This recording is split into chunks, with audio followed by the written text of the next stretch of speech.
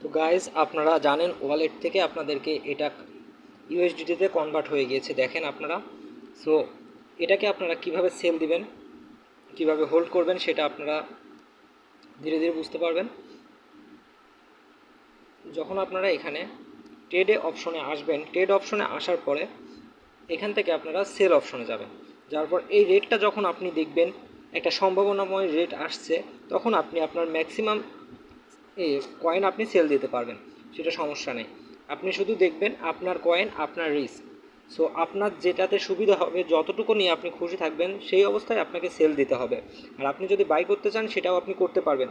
By hamster করতে গেলে আপনাকে দেখতে হবে কোথায় কত রেট পড়তেছে, সেই অনুযায়ী আপনি কিনতে পারবেন, ঠিক আছে।